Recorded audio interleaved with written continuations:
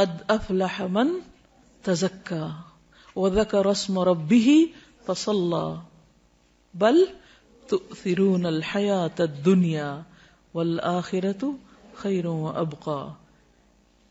دنیا کے سارے غم اور پریشانیاں یہی رہ جائیں گے.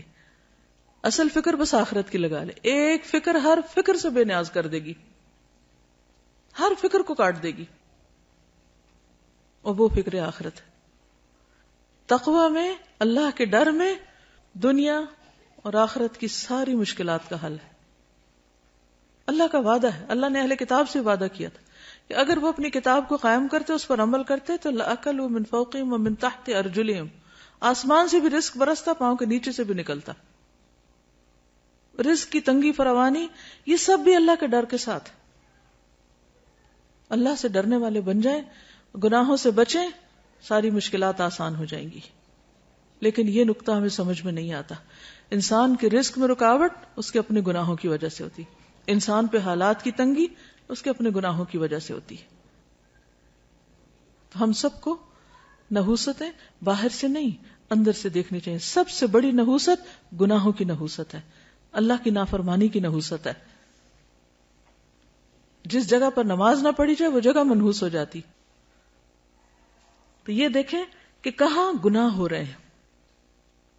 اگر ہمارے گھروں میں ہر وقت میوزک بج رہا ہے, اور رحمت کے فرشتے کہاں سے آئیں گے؟ ہر طرف تصویریں لٹک رہی, رحمت کے فرشتے کہاں سے آئیں گے؟ خیر و بھلائی کہاں سے ہوگی؟ اگر رشوت کا مال آ رہا ہے, سود کا مال آ رہا ہے, حرام مال آ رہا ہے, کسی یتیم کی غصب کی زمین پہ گھر بنا کے رہ رہے ہیں, رحمتیں کہاں سے برسیں گی؟ نحوست تو یہ ہے, ان خرابیوں کی نحوست ہے, ان حرام کاریوں کی نحوست ہے جس کو ہم نہیں سمجھ پاتے, اور ہم بلیم کرتے ہیں دوسروں کو. اس نے نظر لگا دی, اس کا قدم ایسا پڑ گیا, فلاں کی وجہ سے مصیبت آ گئی. مصیبتیں اندر سے اٹھتی ہیں, ان کی فکر کرنے کی ضرورت ہے. ہر گندگی کو اپنے اندر سے نکالنے کی ضرورت ہے, چاہے وہ شرک کی گندگی ہو, جو قرآن مجید میں آتا ہے نا, فَاجْتَنِبُوا الرِّجْسَ مِنَ الْأَوْثَانِ, بتوں کی گندگی سے بچو. اگر گھر میں بت رکھے ہوئے ہم نے تو نحوست تو آئے گی, رحمت کہاں سے آئے گی؟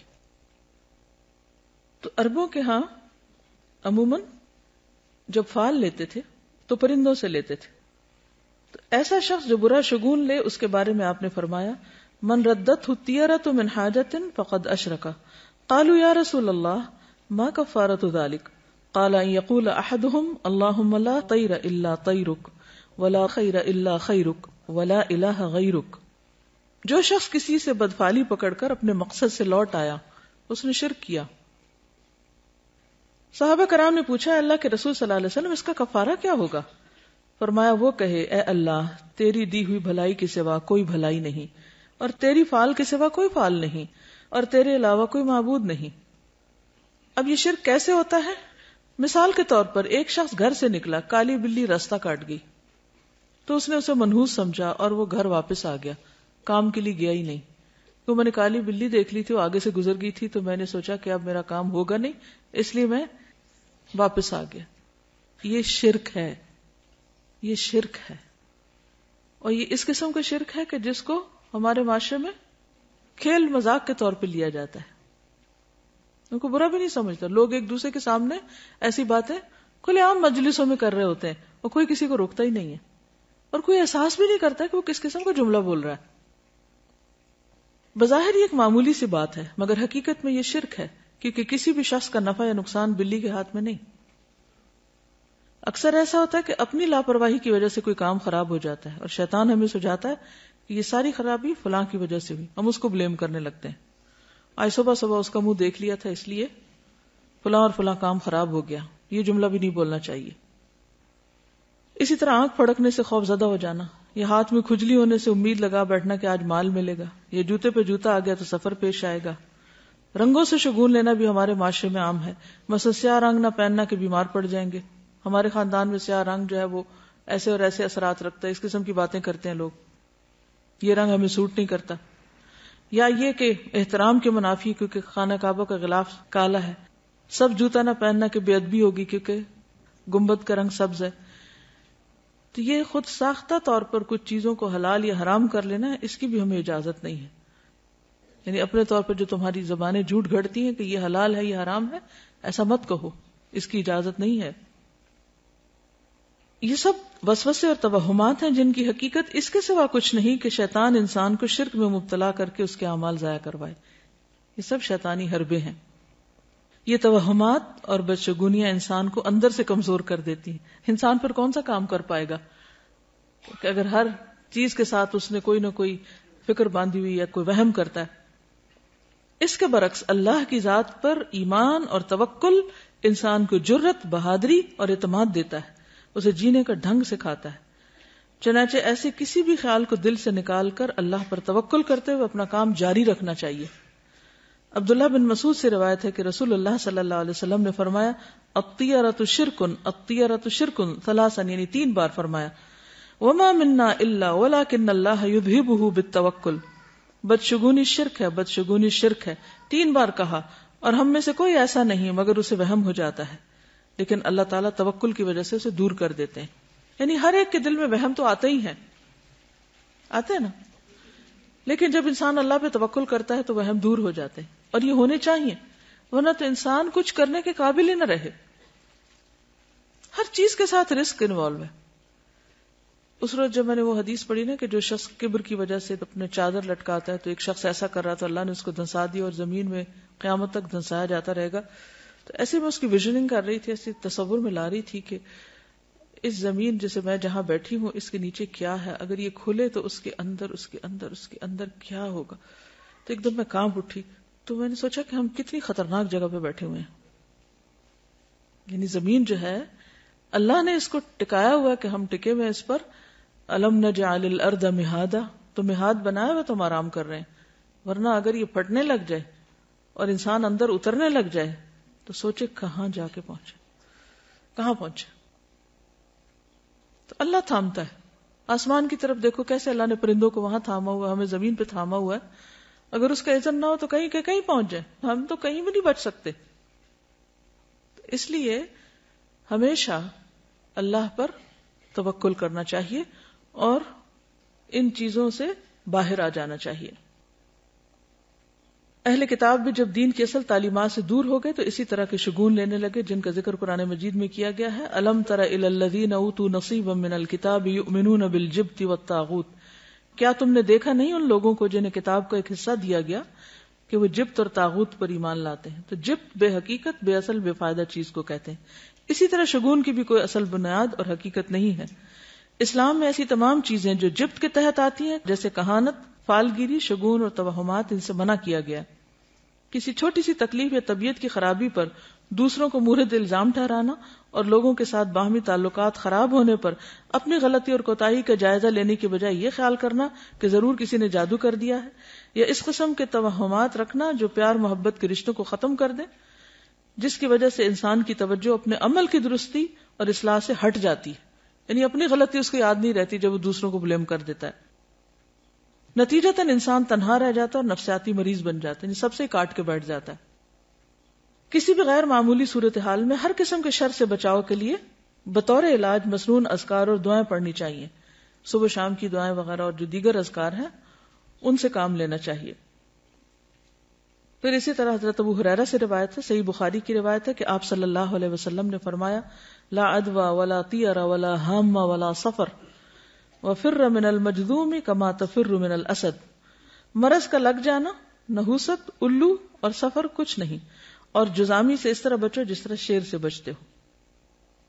تو اصل بات یہ ہے کہ عربوں کے ہاں کچھ ایسی چیزیں رائج تھیں کہ جن کی وجہ سے وہ بہت زیادہ پریشانیوں کا شکار رہتے تھے، تو نبی صلی اللہ علیہ وسلم نے ان چیزوں کو بے حقیقت بتائی، جو ہم نے پڑھا نا جبت، بے حقیقت، بے فائدہ چیزیں، تو ان میں ان چیزوں کا کچھ ذکر ہے۔ اب آپ دیکھیے کہ نبی صلی اللہ علیہ وسلم کا یہ جو قول ہے ہامہ، کیا مطلب ہے اس کا؟ ہامہ کوئی چیز نہیں۔ جب نظر کا وہ دم پڑھتے ہیں نا، جو دعا پڑھتے ہیں اعوذ بکلمات اللہ التامات من کل شر و شیطان و ہامۃ، وہ وہامہ نہیں ہے، وہ ہامہ، الگ الگ ہے، واو اور ہامہ۔ تو یہ ہامہ کیا ہے؟ تو بقیہ کہتے ہیں کہ میں نے محمد بن راشد سے یہ بات پوچھی کہ یہ کیا چیز ہے، تو انہوں نے کہا کہ جاہلیت میں لوگ کہا کرتے تھے کہ جب بھی کوئی شخص مر جاتا ہے اور اسے دفن کیا جاتا ہے تو اس کی قبر سے ایک الو نکلتا ہے. یہ دور جاہلیت کی ایک سوچ ہے. بقیہ کہتے ہیں میں نے سفر کے متعلق پوچھا تو انہوں نے کہا جاہلیت کے لوگ سفر کے مہینے کو منحوس خیال کرتے تھے. وجہ تو پیچھے آپ پڑھ ہی چکے ہیں.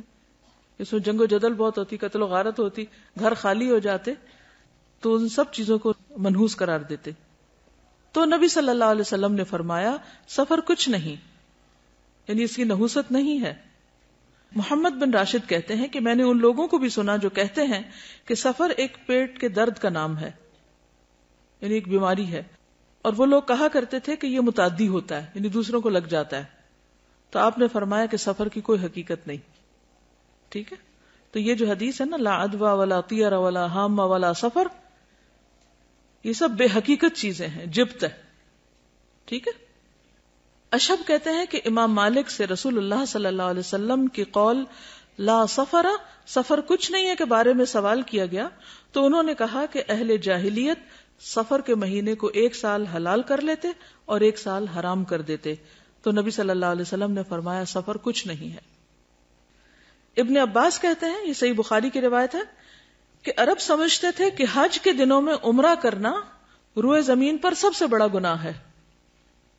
کیا سمجھتے تھے عرب دور جاہلیت میں؟ کہ حج کے مہینوں میں عمرہ نہیں کیا جا سکتا, بہت بڑا گناہ سمجھتے تھے اس کو.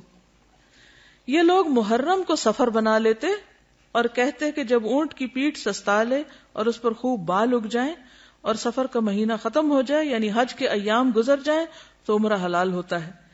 پھر جب نبی صلی اللہ علیہ وسلم اپنے صحابہ کے ساتھ چوتھی کی صبح کو, یعنی ذوالحج کی 4 تاریخ کو حج کا احرام باندھے ہوئے آئے تو آپ نے انہیں حکم دیا کہ اپنے حج کو عمرہ بنا لیں, پہلے عمرہ بھی کریں.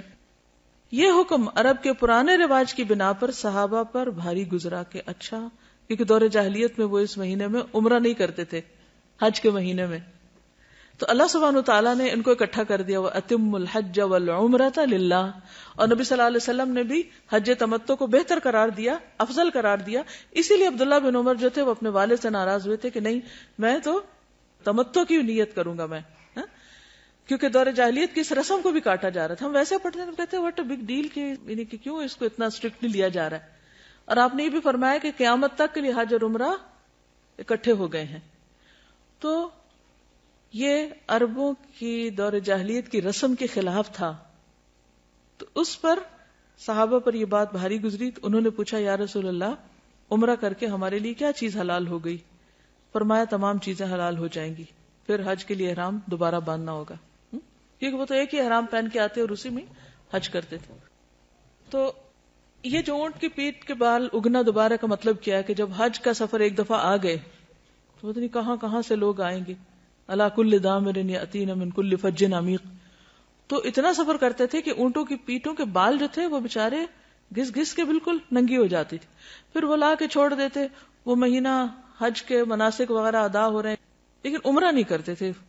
اتنے میں دوبارہ بال آ جاتے تھے, یعنی کہ واپسی کی تیاری شروع ہو گئی.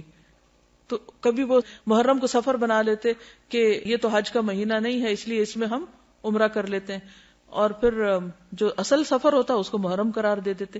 اس کو قرآن مجید میں کیا کہا گیا؟ سورۃ التوبہ آیت 37, انما النسیء زیادۃ فی الکفر. نسی کیا ہوتا تھا؟ مہینوں کا عدل بدل. یضل بہ الذین کفروا, اہل کفر اس سے گمراہ کیے جاتے, یعنی کرنے والے تو چند ایک ہوتے, باقی سب کو بھی مس لیڈ کرتے. یحلونہ عاما ویحرمونہ عاما, کسی مہینے کو 1 سال حلال کر لیتے اور اگلے سال اسی کو حرام قرار دے دیتے. تو عموماً حرام مہینے کو اپنی مرضی کرنے کے لیے حلال کر لیا کرتے تھے. اور اس کی ضرورت کیوں پیش آتی؟ تاکہ وہ جو دور جاہلیت کے توہمات اور غلط رسمیں تھیں ان کو پورا کر سکیں. لیواطئوا عدۃ ما حرم اللہ, تاکہ گنتی پوری کریں جو اللہ نے حرام قرار دیا. فیحلوا ما حرم اللہ, تو صرف اس گنتی پوری کرنے کے لیے اللہ کی حرام کردہ چیز کو اپنے ہاتھ میں لے کر اس کو حلال کر دیتے. زین لہم سوء اعمالہم, ان کے اعمال ان کے لیے خوبصورت بنا دیے گئے. واللہ لا یہدی القوم الکافرین, اللہ کافر قوم کو ہدایت نہیں دیتا. تو سفر جو ہے اس کی کوئی حقیقت نہیں. اور کس چیز کی حقیقت نہیں؟ حامہ کی نہیں. ٹھیک ہے، حامہ کیا ہے؟ الو. ٹھیک، جو قبر سے نکلتا ہے. اچھا، یہ جو تصور تھا نا کہ مردہ جو ہے اس کے اندر سے الو نکلتا ہے، تو پھر وہ کہتے ہیں کہ وہ الو گھر میں آتا ہے اور آ کے مردے کی باتیں بتاتا ہے کہ اس کے ساتھ کیا ہوا ہے. اس قسم کی خرافات بھی ہیں. اور پھر یہ بھی کہا جاتا ہے کہ مقتول کی کھوپڑی سے پرندے کا نکلنا اس وجہ سے ہے کہ وہ پھر پیاسا بھٹکتا رہتا پرندہ جب تک کہ انتقام نہ لے لیا جائے، یعنی مقتول کا انتقام نہ لے لیا جائے. تو وہ آوازیں نکالتا ہے اور لوگوں کو کہتا ہے. وہ ایک خاص پرندہ تھا کروان، جس کی طرف یہ بات منسوب کی جاتی ہے، کیونکہ وہ بولتا ہے پرندہ، تو پھر اس کا بولنا جو ہے وہ اس کو منحوس سمجھا جاتا ہے. اور الو کے بولنے کو بھی کہ جہاں جس گھر میں الو بولے گا وہاں سے کوئی بندہ مر جائے گا یا کوئی جانور مر جائے گا، یہ بھی ان کا خیال تھا. جس طرح ہمارے ہاں بلیوں سے شگون لیتے ہیں جب وہ روتی ہیں. کبھی روتی بلی کو سنا؟ اس وقت کیا خیال آتا ہے؟ خوف آتا ہے نا. اچھا، کیا خوف آتا ہے؟ کہ کوئی مصیبت آنے لگی ہے. نہیں، کوئی مصیبت نہیں آتی اس سے. ٹھیک ہے، اس وقت اپنے دل کو مضبوط کیا کریں. اب یقین کیجئے کہ اگر صحیح دین پر آپ عمل کریں گے نا تو آپ کے اندر سے خوف نکل جائے گا. آپ اس وقت یہ سوچا کریں کہ اللہ کے اذن کے بغیر کوئی نقصان ہو ہی نہیں سکتا. بلی بیچاری کو کیا خبر کہ اس نے کس چیز پہ رونا ہے؟ اس کو کہاں سے خبر ہوگی کہ آنے والی کوئی مصیبت؟ وہ بیچاری اپنی تکلیف سے روتی ہے اور ہم اس سے اپنی تکلیف کی طرف لے جاتے ہیں، کیونکہ ہم ہر چیز کو پرسنل لے لیتے ہیں نا. کوئی کسی کی بات کرو تو ہم اس کو اپنے اوپر لے جاتے ہیں. اس کی تکلیف دور کرو، وہ بیچاری اپنے رونے میں رو رہی ہے اور ہمیں اپنا رونا پڑ گیا. اس کے علاوہ اور کس چیز کی حقیقت نہیں؟ یہ جو پرندوں وغیرہ سے بھی بدشگونی لیتے ہیں، ہاروسکوپ سے لیتے ہیں. وہ لکھا ہوتا ہے نا ہفتہ کیسا گزرے گا، تو اس میں لکھا ہوتا بدھ کے دن آپ سفر نہ کیجئے کیونکہ حادثے کا امکان ہے. اب لوگ اگر اس کو سامنے رکھ کے اسکول سے چھٹی کر لیتے ہیں، تو اب آپ دیکھیے کہ دنیا کا تو سارا کام ہی ٹھپ ہو کے رہ جائے اگر انسان ان خرافات کے پیچھے چل پڑے. کس قدر نقصان دہ ہے. تو ایسا سوچنا اور ہاروسکوپ پر یقین رکھنا یہ کفر ہے، شرک ہے. اور کس قدر افسوس کی بات ہے کہ کھلے عام بعض اوقات ان چیزوں کو پروموٹ کیا جا رہا ہوتا ہے اور لوگوں میں کوئی حلال حرام کی پھر تمیز ہی نہیں رہی، جائز ناجائز کی تمیز نہیں. اور اس طرح شیطان ہمارا ایمان اچک کے لے جاتا ہے. اور اگر شرک ہو جائے، ایمان میں خرابی آ جائے، تو آپ سوچئے کہ پھر تو نمازیں بھی گئی، حج بھی گئے، عمرے بھی گئے، صدقہ خیرات، ہر چیز ضائع ہو گئی. کس قدر خسارے کا سودا ہے. شیطان بڑا چالاک دشمن ہے. وہ وہاں جا کے حملہ کرتا ہے کہ جڑ کاٹ دیتا ہے، باقی آپ جتنی مرضی تھکتے رہیں، تھکیں دن رات، قبول تو ہونا نہیں. وہ تو سب ضائع ہو جائے گا شرک کے ساتھ. تو اس لیے ان چیزوں کے بارے میں معاشرے میں جو غلط فہمیاں پائی جاتی ہیں، یا لوگ صرف فن کے طور پر یا کھیل کود کے طور پر ان چیزوں کو اپنائے ہوئے ہیں. کچھ لوگ کہتے ہیں نا we are not serious, we just enjoy reading, کہ ہم بس خوش ہو رہے ہیں پڑھ کے، لیکن اندر اندر سے مان بھی رہے ہوتے ہیں. ایک ہلکی سی وہ اندر ہوتی ہے ڈر کی سی کیفیت. کچھ لوگ تو شادی کے پلان نہیں بناتے جب تک، اب تو خیر ساتھ ویدر بھی دیکھتے ہیں، لیکن چلے ویدر فور کاسٹ تو ایک مشینی عمل ہے، وہ یہ نہیں سمجھتا کوئی کہ غیب کا علم ہے. لیکن ان چیزوں پر تو پھر ایک طرح سے غیب پر ایمان لانے والی بات ہے. انہی شیطان نے اگر اس کو یہ کہا کہ شرک نہ بھی ہم بولیں، لیکن ہم اس کو صرف ایک فن یا ایک جسٹ فار انجوائمنٹ کے طور پہ بھی لیتے ہیں، تو ہم اس کو انڈائریکٹلی پروموٹ ہی کر رہے ہوتے ہیں اور لوگ پھر اس کو چھوڑ نہیں پاتے. تو اس لیے بہت ضروری ہے کہ ایسی ساری کتابوں کو گھر سے نکال کے جلا دیا جائے، پھینک دیا جائے، کوئی اور بھی نہ پڑھے.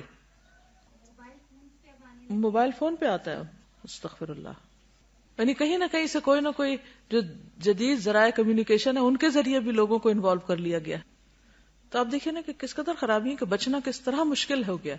آپ صلی اللہ علیہ وسلم فرمایا تھے کہ میری امت میں شرک کس طرح داخل ہو جائے گا، جیسے سیاہ رات میں سیاہ پتھر پر سیاہ چونٹی، کہ نظر بھی نہ آئے، پتہ بھی نہ چلے. دیکھیں اس قسم کی جو بھی چیزیں ہوتی ہیں نا، اس میں اگر آپ یہ کہیں کہ ہم پورا یقین نہیں رکھتے تو اس کی وجہ سے شک میں مبتلا ہونا بھی غلط ہے. تو شک والی چیز کو بھی چھوڑ دینا چاہیے. پھر اسی طرح بیماروں سے نفرت کرنا اور یہ سوچنا کہ یہ ضرور بیماری مجھے اس سے لگ گئی ہے یا لگے گی، یہ وہم بھی نہیں کرنا چاہیے. کیونکہ آپ دیکھیے کہ جب ایک وائرس پھیلتا تو ہر ایک کو تو نہیں لگتا نا. اگر صرف وائرس ہی لگنا ہے تو پھر تو کوئی نہ بچے، لیکن پھر بھی کچھ لوگ بچ جاتے ہیں. اس کا مطلب ہے کہ اصل چیز وائرس نہیں ہے، اللہ کا اذن ہے. اگر اللہ کا اذن ہوگا تو بیماری لگ جائے گی، ورنہ نہیں. تو اس میں بھی انسان کو ڈرنا نہیں چاہیے اپنے اندر. وہ اگر کیفیت شیطان ڈالے بھی دل میں کہا ہے اس سے تمہیں لگ جائے گا، تو اس پہ کنٹرول کرنا چاہیے، احتیاط کرنی چاہیے. کیونکہ حدیث کے آخر میں ہے نا وَفِرَّ مِنَ الْمَجْذُومِ كَمَا تَفِرُّ مِنَ الْأَسَدِ، اور جزامی سے اس طرح بچو جیسے شیر سے بچتے. نہیں جان بوجھ کے آپ وہاں ہاتھ نہیں ڈالیں، لیکن اگر کسی کو لگ جائے تو یہ نہ سمجھے کہ اس چیز کے اندر یہ طاقت تھی تو اس سے مجھے لگ گئی ہے. یعنی آبویسلی کوئی ریزن یا سبب تو ہوتا ہے، لیکن سوچنے کی بات اور نکتہ یہ ہے کوئی چیز آپ کو نقصان نہیں دے سکتی جب تک کہ اللہ کا اذن نہ ہو. اب آپ دیکھیے ان دو کیفیات میں فرق ہے. ایک یہ کہ کسی بھی چیز کو دیکھ کے آپ ڈر جائیں کہ ہائے ہائے یہ بس اب یہ تو اٹیک ہوا مجھ پہ، اور دوسرا یہ ہے کہ آپ کہیں کہ جی نہیں ہو سکتا جب تک اللہ نہ چاہے، تو مجھے ڈرنے کی ضرورت نہیں. ہاں احتیاط ضروری ہے.